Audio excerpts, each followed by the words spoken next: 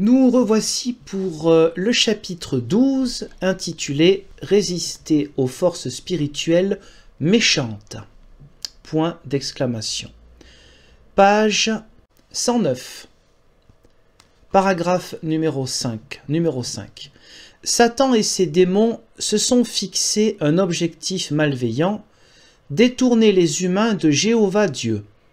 En conséquence, tout au long de l'histoire, ces créatures malfaisantes n'ont cessé de tromper, d'effrayer et d'agresser les humains. Révélation 12, verset 9. Alors, le contexte du livre de l'Apocalypse aux Révélations, chapitre 12, verset 9, où il y a le dragon, le Satan. Le contexte est le suivant, c'est celui du symbole du mal qui est fait à l'homme, qui est sévèrement puni par Dieu. Donc on parle bien du mal, d'un Satan, de tout ce que vous voulez, de le pire, mais qui est puni par Dieu. Donc le verset qui est utilisé là ne laisse pas entendre que le mal est puni par Dieu et que celui qui a le véritable pouvoir, ce n'est jamais le Satan, mais Dieu. À la suite, à notre époque, des faits démontrent que les attaques sataniques sont plus violentes que jamais. Afin d'égarer les gens, les démons se servent souvent du spiritisme sous toutes ses formes. Comment s'y prennent-ils et comment pouvez-vous vous en protéger? Alors le spiritisme est un mot qui revient souvent, il revient dès le début du mouvement des témoins de Jéhovah, pour la bonne et simple raison que c'était un peu une mode à la fin du 19e siècle, comme cela redeviendra un peu une mode à la fin du 20e. Et donc ça revient souvent, les attaques contre le spiritisme sont fréquentes dans les articles de journaux écrits par M. Rutherford, le deuxième président du mouvement des étudiants de la Bible, appelé plus tard témoin de Jéhovah. Donc c'est quelque chose qui revient, voilà. Après, aller à l'encontre du spiritisme, on peut être tous d'accord sur ce plan-là. Mais là où il faut être attentif, ce n'est pas simplement du spiritisme qui parle, il parle du spiritisme sous toutes ses formes. Donc quand on a un langage comme ça, il faut s'attendre en fait à plein de choses. Plein de choses, donc il faut toujours être vigilant, mais plus qu'une vigilance, il faut diaboliser tout ce qui peut se passer ailleurs. Page 111. Le spiritisme prospère même dans les pays qui se disent chrétiens. Petite pause, est-ce qu'il y a vraiment encore aujourd'hui des pays qui se disent chrétiens? En tout cas, au niveau constitutionnel, je ne pense pas qu'en tant que tel, les constitutions, là on parle des États-Unis d'Amérique et du Brésil, que dans les constitutions même de ces États, il y ait un aspect confessionnel clairement protestant ou chrétien. Il ne me semble pas. On n'est plus au Moyen-Âge. Hein. Le spiritisme prospère même dans les pays qui se disent chrétiens. Une étude, toujours une étude, a révélé qu'aux États-Unis, environ 30 magazines qui tirent au total à plus de 10 millions d'exemplaires sont consacrés aux différentes formes de spiritisme. Les Brésiliens dépensent chaque année plus de 500 millions de dollars en objets spirites. Pourtant, 80% de ceux qui fréquentent les lieux de culte spirit de ce pays sont catholiques et vont à la messe. Voilà, il fallait le voir venir. À partir du moment où on va pouvoir attaquer les autres, évidemment, notamment le catholicisme romain. Étant donné que certains prêtres s'adonnent au spiritisme, il faut les croire sur parole, hein, toujours, hein, de nombreux croyants pensent que cette pratique est agréable à Dieu. Mais est-ce vraiment le cas? J'aimerais bien savoir où, dans le catéchisme de l'Église catholique romaine, se trouve une incitation à pratiquer le spiritisme. Parce que si même c'était vrai, en admettant que certains prêtres fassent ce genre de truc, et quelle définition du spiritisme, il faudrait bien préciser les choses, eh bien quelqu'un qui se dit catholique romain, eh bien il doit connaître un peu son Église, chercher à connaître ce que dit son Église, et l'Église catholique romaine n'incite pas à faire du spiritisme. Ça, c'est se moquer du monde. Hein. Page 112. Dans la Bible, le livre de la Révélation nous avertit que ceux qui pratiquent le spiritisme, quel verset? Finiront dans le lac embrasé de feu et de soufre. Cela représente la deuxième mort, celle qui est éternelle. Alors, représentation de la deuxième mort, celle qui est éternelle, c'est encore une contradiction avec ceux qui disent ailleurs que même la deuxième mort, eh bien, il n'y a plus rien. Donc, dans tous les cas, vu qu'ils font bien attention de dire, vous voyez, nous, on n'est pas comme ces méchants catholiques ou je ne sais qui d'autre qui croient à l'enfer, hein. Nous, on ne croit pas du tout à ça. Hein. Mais par contre, là, on parle du lac embrasé de feu et de soufre, comme deuxième mort éternelle. Alors, soit il n'y a rien, soit c'est éternel.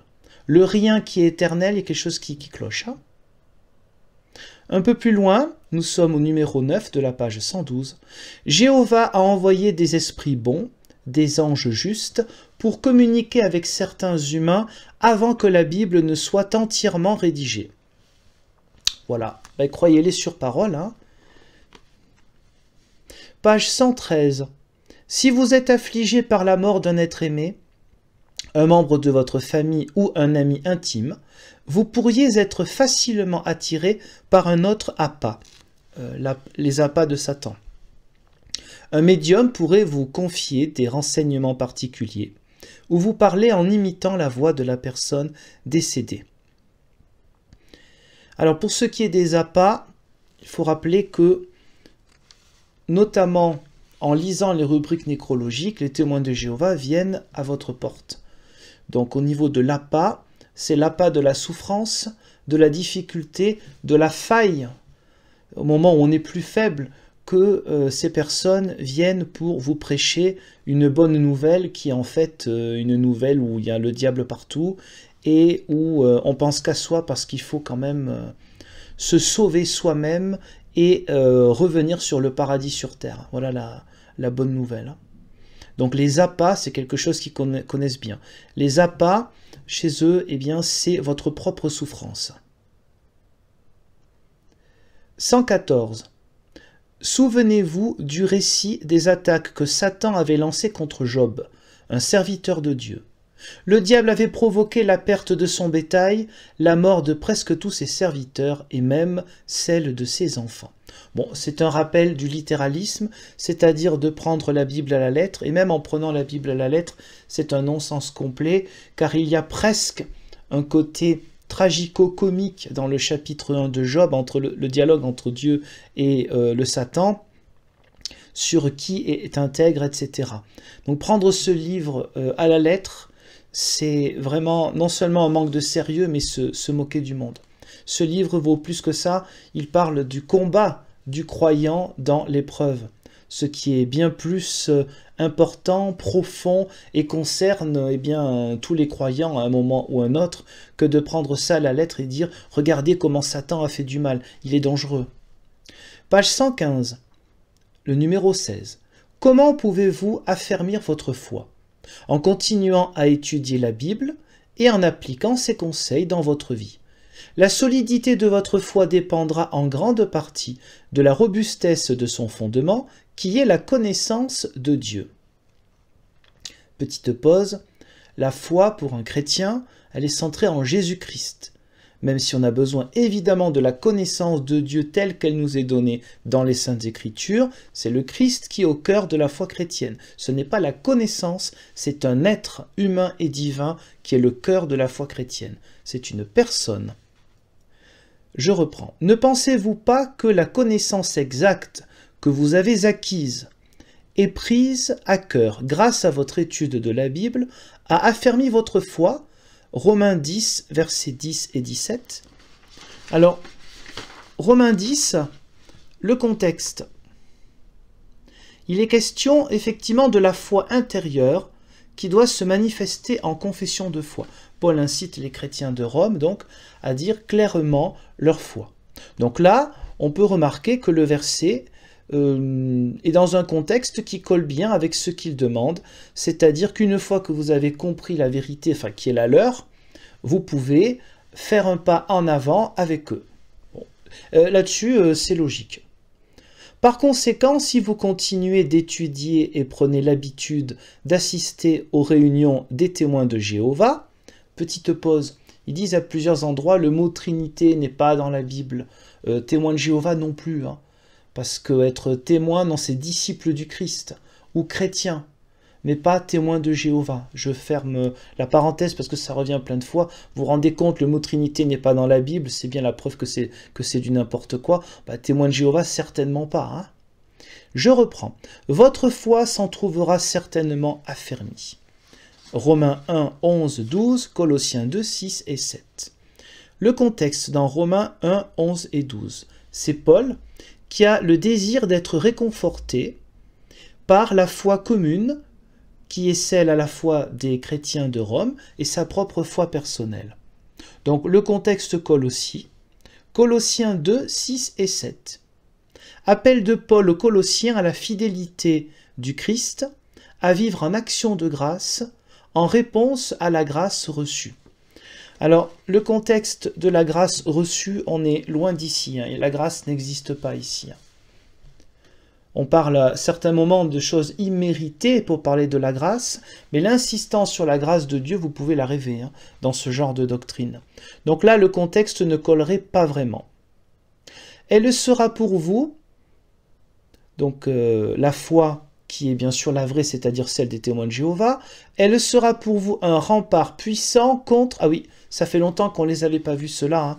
Désolé, ils ont dû vous manquer. Attention, c'est presque un quiz. Hein. Elle sera pour vous un rempart puissant contre les attaques des démons. Alors, première lettre de Jean, 5, 5. Là, c'est le vocabulaire particulier de vaincre le monde. Alors, qu'est-ce que vaincre le monde ? Vaincre le monde, alors toujours, je reprends de commentaires d'exégètes et de théologiens. Les sources sont en dessous de la vidéo. Vaincre le monde consiste à croire en Jésus, qui a vaincu la mort. Donc là, les attaques du démon, on n'en parle pas, hein, dans 1 Jean 5, verset 5. La victoire, pour ceux qui sont les disciples, c'est de vaincre le mal afin de ne pas en être esclave. C'est-à-dire, en reprenant un vocabulaire qui n'est pas forcément celui de Jean, mais vous trouvez un peu le parallèle dans la théologie de Paul, c'est de ne pas être vaincu par le mal, mais de vaincre le mal par le bien. Bon, le vocabulaire est un peu simpliste, mais ça va au-delà de cela, bien évidemment. Donc, les attaques des démons dans notre contexte de 1 Jean 5, 5, ça ne colle pas. Page 116, paragraphe 17. Les chrétiens d'Éphèse devaient se protéger parce que le démonisme infestait la ville. Aussi Paul leur dit-il, « Priez en toute occasion par l'Esprit ». Éphésiens 6, verset 18. Dans notre passage d'Éphésiens 6, verset 18, il s'agit donc d'un appel courant que fait Paul à la prière. Rien de très compliqué hein, jusque-là. C'est fréquent chez Paul comme chez Luc. Rien n'indique dans notre contexte qu'il s'agit de lutter contre des démons qui infesteraient la ville d'Éphèse. Hein? Bon, je reprends. Puisque nous vivons dans un monde envahi par les démons, petite pause, quel est le lien entre Éphésiens où, je répète, ce n'est pas du tout clair que la ville soit infestée par des démons? Comment on fait le lien là entre Éphésiens et actuellement? Il est où le lien directement? La lettre de Paul qui s'adresse aux Éphésiens, même si il y avait l'idée fausse, mais on va même prendre cette théorie, hein, même s'il y avait l'idée comme quoi le démonisme infeste Éphèse, bah, ça s'adresse aux Éphésiens à une époque donnée, hein. Ça ne s'adresse pas aux Galates, aux Romains, aux Corinthiens, à qui vous voulez. Bon.